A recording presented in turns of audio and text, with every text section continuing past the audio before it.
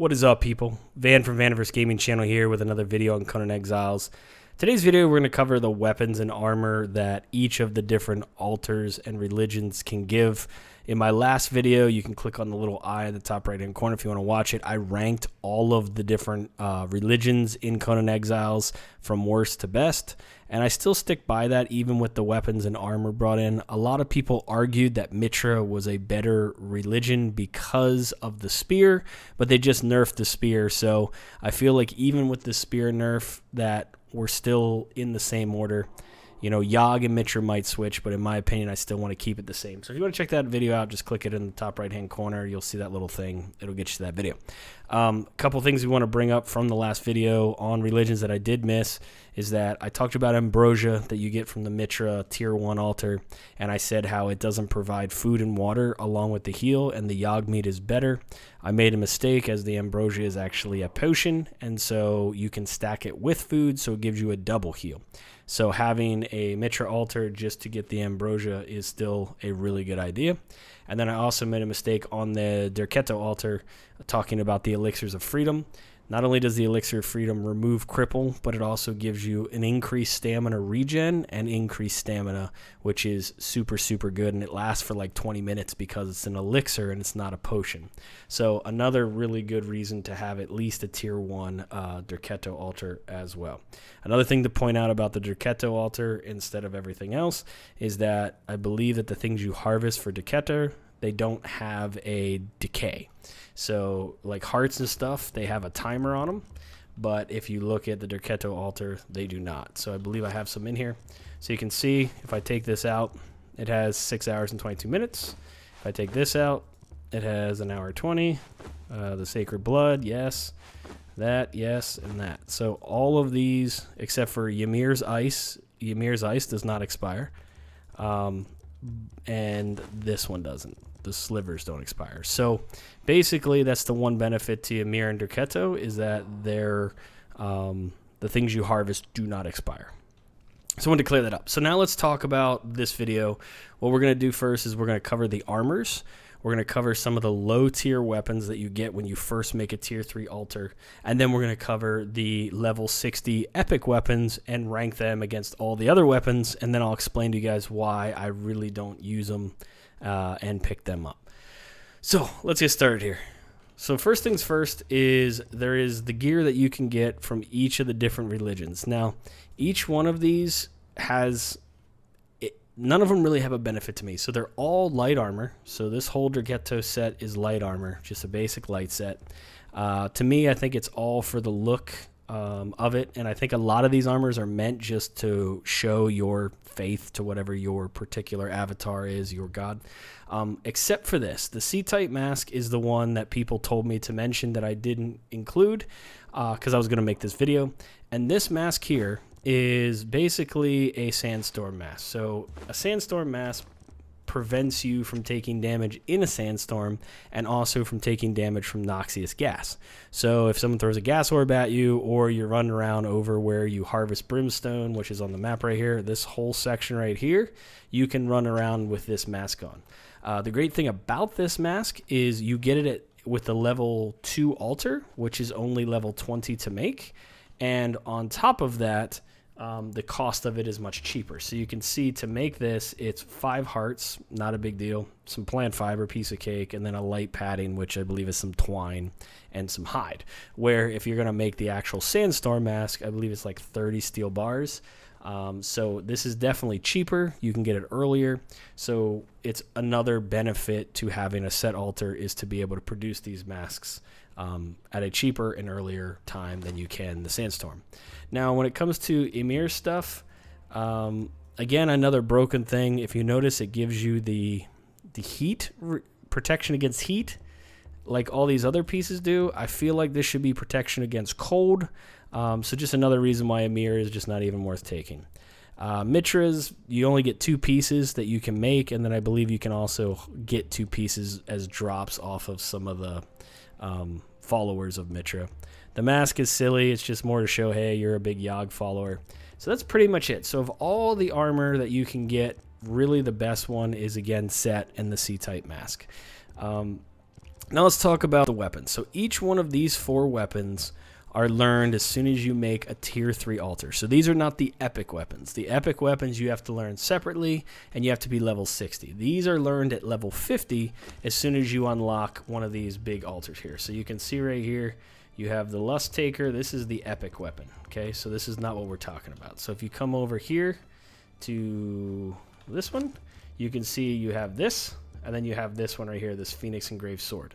So there's only 4 of them. The only ones that have one are Ymir, Mitra, Yogg, and Set. So let's talk about that. Oh, let's go back to our little thing here. So of these weapons, they're basically equivalent to what you would have at level 50. So like a Phoenix Engraved Sword, that 36 damage, 8 armor pen, it's very equivalent to other weapons you would get. Same with the Yogg. It's actually a little bit less on the damage, but again, it's kind of in line. Same with the Khopesh. But this thing right here, this is the one that's pretty cool. So this Glacial Crack, this is Ymir's weapon, and a lot of people like it, but the problem is it takes a lot to make this, but you can see that gives you +3 heat resistance. So if you're going to the volcano and you make one of these, it's actually pretty nice because it really helps with your heat resistance. If you have this on your, you have to actually have it out. You actually have to have it out like this for your temperature to start going down. If you don't have it out, it won't work. So even if it's on your bar, it doesn't work. You actually have to equip it to get it to work. Now, again, to just get this axe and requires you to get a tier 3 altar of Ymir, which we've already talked about how the farming for Ymir takes so much time. Right here, you got 5 ice shards. To me, this is a tough one to farm. Just to get all the way to tier 3, just to get this particular item for the cooling down buff. I just don't think it's worth it, in my opinion. But of all of the weapons that are unlocked when you get to the tier 3 altar at level 50, I feel like this is the best one of the bunch. All right, so that is that. So let's now talk about the epic weapons that everyone wants to know about and why I don't use them. So in each one of these chests, I have put swords, axes, daggers, spears, and a mace. All right. So basically, the Lust Taker, this is Derketo's epic weapon. Claws of Jebel Sog, these are Jebel Sog's epic weapon, and they're the 2 that has a sword. The axe, this is Ymir's epic weapon. You have daggers, this is Set's epic weapon. You have a spear, this is the Mitra epic weapon that just got nerfed.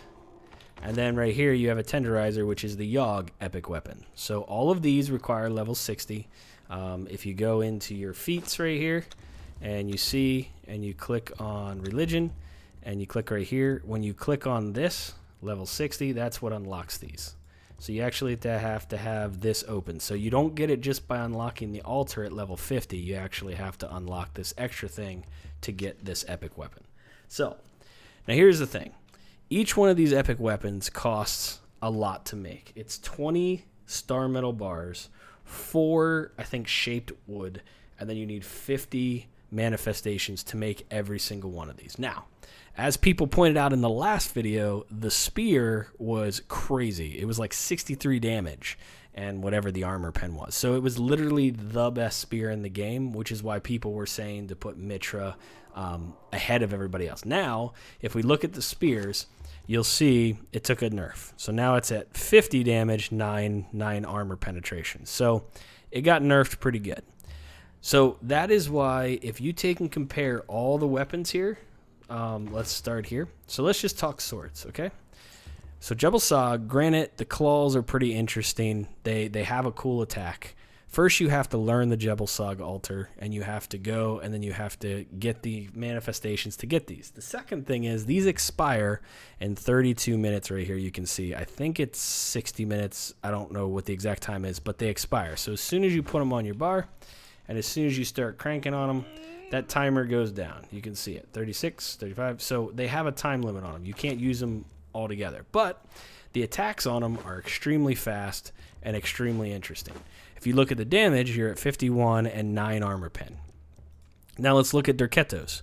51 damage, 9% armor pen. So again, in order to get these weapons, you have to have a tier 3 altar and all the stuff it takes to get that. You have to be level 60 to use it, and you have to have the 50 manifestations plus star metal to make it. Okay? So now let's look at a Dragonbone sword. It has the same damage and the same armor pen.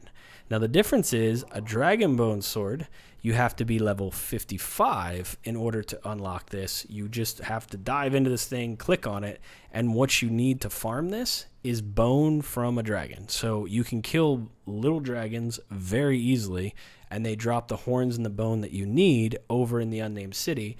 And so this thing has the same damage as these.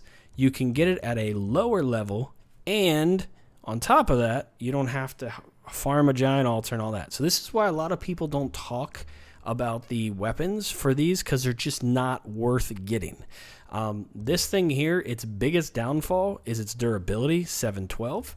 So if you put in the time, you can get a Serpent Man weapon. Now look at this. So flawless is 51.9%. So this is exactly the same as these. But in order to have a flawless, you actually have to have a tier 4 blacksmith from the Serpent Man area. So most likely, let's just say this one. It's 49.8% versus 51.9%. So this weapon right here that you can easily go to the volcano and just click on a thing and learn is going to be 49.8%. This takes iron bars and some alchemical base to make. This takes 50 manifestations plus star metal. It's easier to make. In my opinion, the Dragonbone is better because it's, in my opinion, this is the easiest one to get. But this is also very easy to make. And it also, the durability is ridiculous. Like this, you're constantly repairing it because it has 712. This one has 1,053, so much more durable. And then there's always the wonderful Teelith Lament. This thing is 1,350 durability. It's got more damage and more armor pen than any other one here, but this one requires you to have to kill the King's Scourge and get a heart every time. So it's up to you if you think that's hard or not. This only requires hardened steel bars to make. So all in all, this weapon is 10 times better. Well, is better. Just if you know how to kill the guy and get it. But I'm just trying to prove my point that of all these weapons that you can actually get, 48.9%, 47.8%, they're all within the same range as the weapons you get from the altars. Now I have all these wonderful named over here that could possibly drop, but there's no reason to compare them because you get my gist. So let's talk about the axe, okay? So again, Ymir, here's the Foe Shatterer, 54 damage, 0% armor pen, shield smash, 1333. Now let's just look at a regular Serpent Man, 52-0. So it's 2 damage off, and it doesn't require an altar or any of that stuff to get. It just requires some alchemical base, which, you know, you can run around and get gold and silver, which I'm going to show you in the Unnamed City. So if you want to sub to the channel, I'm going to do a chest run in the Unnamed City like I did Sepramaru and show you how you can get gold and silver super easy to make the alchemical base, which makes this much easier to obtain than this and at much less time. And then back to good old Dragonbone. So Dragonbone again, 54 damage. It's the exact same. It just has less of a durability. But as long as you farm enough of the bone, you can just keep it on your inventory. Granted, it's a little heavy, but to me it's still better to get this and this than it is to do all the work with Ymir to get this. Okay? Same here. All right, so now we're talking set again. So this is actually quite interesting that the set daggers is the best dagger in the game you can get that's not one of these over here, one of these special legendary. 42, 18 armor pen. Dragonbone is only 41, 18, so it's better than Dragonbone, okay?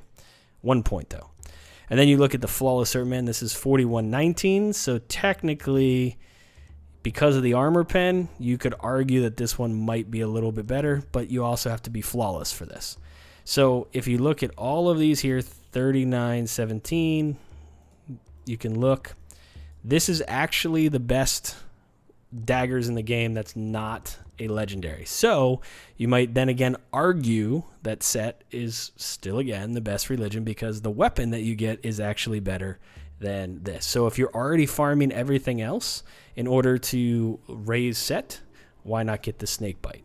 And because the set altar is the one that you can make these idols that I talked about in the last one, where you come over here and you make these snake idols for 4 steel and 4 brimstone, and they give you manifestations, and this requires 50 manifestations. It wouldn't take you very long in order to make these daggers. So just another reason why set is still number 1.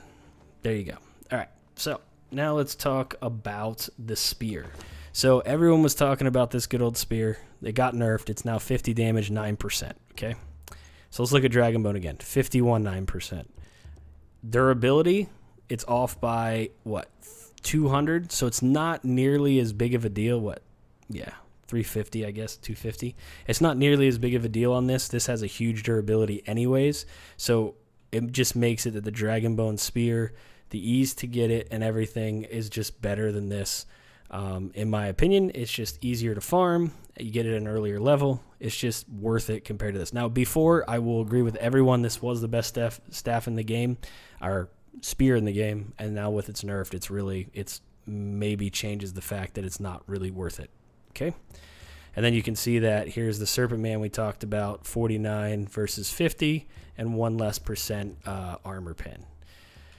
All right, so lastly, let's talk about the Tenderizer. So here's another one. This is Yogg's Tenderizer, 51 damage, 23 armor pen. The funny thing is that there is not a Dragonbone mace. There's a maul, a two-hander, but there's not a single-hand Dragonbone.